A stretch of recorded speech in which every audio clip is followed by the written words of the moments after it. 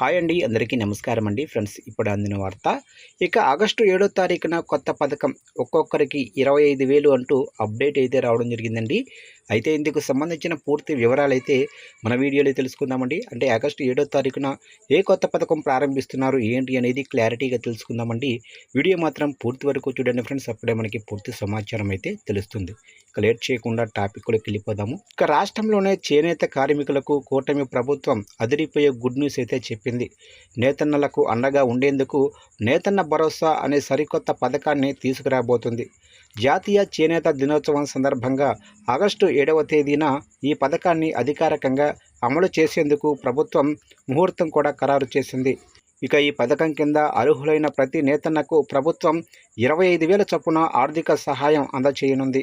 ఈ పథకం కోసం ఇప్పటికే రాష్ట్ర బడ్జెట్లో 250 కోట్లు కేటాయించింది కూటమి ప్రభుత్వం.